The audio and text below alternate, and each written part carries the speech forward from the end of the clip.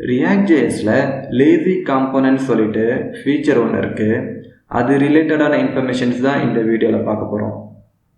First lazy components use பண்ணுறதால நம்ம அப்ளிகேஷனுக்கு என்ன மாதிரியான அட்வான்டேஜஸ்லாம் இருக்குன்னு பார்ப்போம். lazy components யூஸ் பண்ணுறதால அப்ளிகேஷனோட இனிஷியல் லோட் டைம் நல்லா ஃபாஸ்ட்டாக இருக்கும். அதே மாதிரி அப்ளிகேஷனோட பெர்ஃபார்மன்ஸும் நல்லா பூஸ்டப் பண்ணி கொடுக்கும். அடுத்து அப்ளிகேஷனோட பண்டில் சைஸ் டிராஸ்டிக்காக கம்மியாகும். ஓகேவா? ஃபைனலாக ஈஸி கோட் ஸ்ப்ளிட்டிங், அதாவது ஒவ்வொரு லேசி காம்போனன்ட்ஸும் ஒவ்வொரு சங்க் ஃபைலாக க்ரியேட் ஆகும். ஸோ யூஸரோட இன்ட்ராக்ஷன் பொறுத்து அந்த காம்போனண்ட் தேவைன்னா டவுன்லோட் ஆகும், இல்லைன்னா டவுன்லோட் ஆகாது. நம்ம இதுக்கான கோடிங் பார்ட்டை முடிச்சிட்டோம். அதுக்கான லிங்க் இந்த வீடியோ டிஸ்கிரிப்ஷனில் இருக்குது. வாங்க கோடிங் பார்ட்டை எக்ஸ்ப்ளோர் பண்ணுவோம். நம்ம ஃபஸ்ட்டு நார்மல் ஃப்ளோ பார்த்துருவோம்.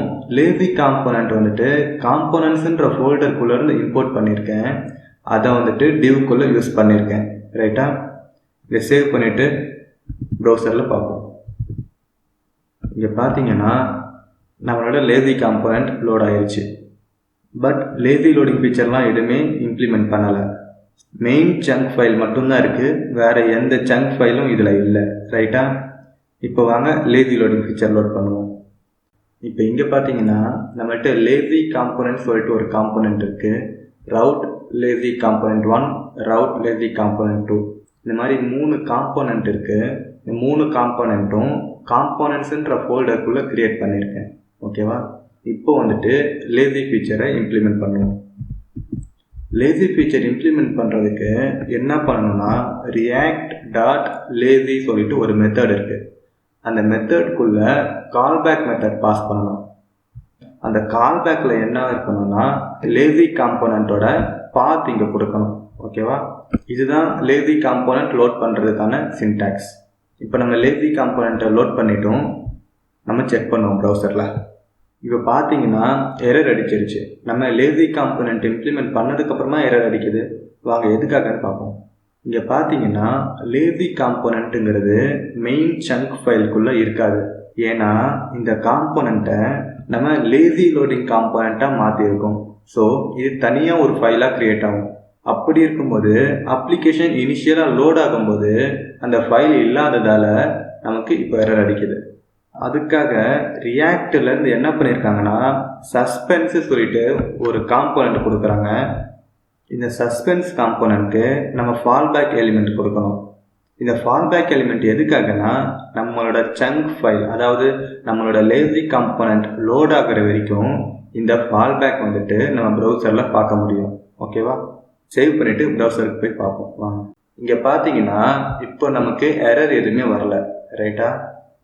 அதே மாதிரி நம்மளால் ஃபால்பேக் எலிமெண்ட்டை பார்க்க முடியுது. அதுக்கப்புறமா தான் இந்த லேசி காம்போனண்ட் லோட் ஆகுது. இந்த நெட்வொர்க் காலில் பார்த்தீங்கன்னா நமக்கு ப்ரீவியஸாக இந்த மெயின் சங்க் இருந்துச்சு. அதை தாண்டி வேறு எந்த சங்க் ஃபைலும் இல்லை. இப்போ லேசி காம்போனண்ட் யூஸ் பண்ணதால் புதுசாக ஒரு சங்க் ஃபைல் ஆட் ஆகிருக்கு. இந்த சங்க்கு தான் இந்த லேசி காம்போனண்ட். ரைட்டா? வாங்க இன்னும் ஒரு சில சேஞ்சஸ்லாம் இருக்குது, அதெல்லாம் என்னென்னு பார்ப்போம். ஸோ நம்மள்கிட்ட இருக்க ரவுட் லேசி காம்போனண்ட் 1, அதே மாதிரி ரவுட் லேசி காம்போனண்ட் 2, இது ரெண்டுத்தையுமே லேசி காம்போனண்ட்டாக நம்ம இம்போர்ட் பண்ணுவோம். அடுத்து இங்கே இருக்கிற கோடு எல்லாத்தையும் அன்கமெண்ட் பண்ணிடுவோம். நம்ம ஃபஸ்ட்டு வெரிஃபை பண்ணது சிம்பிள் அப்ரோச். இப்போ வந்துட்டு ரவுட்டிங் பேஸ் பண்ணிவிட்டு லேசி காம்போனண்ட் லோட் பண்ணுறோம். சரியா? வாங்க ப்ரௌசர் போவோம், என்ன நடக்குதுன்னு பார்ப்போம். இங்கே பார்த்தீங்கன்னா புதுசாக காம்போனண்ட் 1, காம்போனண்ட் 2 சொல்லிட்டு லிங்க் ஆட் ஆகிருக்கு. இது எதுவும் இல்லை, நம்ம அங்கே கொடுத்தது தான். நான் இன்னொரு ரீஃப்ரெஷ் பண்ணுறேன். நமக்கு 0.chunk.js இது வந்துட்டு இங்கே மேலே இருக்கிற லேசி காம்போனண்ட். பட் நம்ம இங்கேயும் வந்துட்டு 2 லேசி காம்போனண்ட் யூஸ் பண்ணியிருக்கோம். ஆனால் ஒரே ஒரு சங்க் ஃபைல் தான் இருக்குது நம்மள்கிட்ட. ஆக்சுவலாக நம்மள்கிட்ட இப்போ 3 லேசி காம்போனண்ட் இருக்குது, பட் ஒரே ஒரு சங்க் ஃபைல் தான் இருக்குது. ரைட்டா? இப்போ நம்ம இந்த காம்போனண்ட் லோட் பண்ணோம்னா புதுசாக ஒரு சங்க் ஃபைல் ஆட் ஆகிருக்கா 1.chunk.js. அதே மாதிரி இதை கிளிக் பண்ணோம்னா இன்னொரு ஃபைல் ஒன்று ஆட் ஆகும் 2.chunk.js. ஸோ இதை தான் கோட் ஸ்ப்ளிட்டிங் சொல்கிறாங்க. அதாவது யூசருக்கு தேவையான டைமில் அந்த காம்போனண்ட் லோட் ஆகும், இல்லைனா லோட் ஆகாது. அவ்வளோதான். ஸோ இப்படி தான் நம்ம ரியாக்ட் அப்ளிகேஷனில் லேசி காம்போனன்ட்ஸ் யூஸ் பண்ணணும். இதோட இந்த வீடியோவோட எண்டுக்கு வந்துட்டோம். அடுத்த ஒரு நல்ல வீடியோவில் சந்திப்போம். பாய்.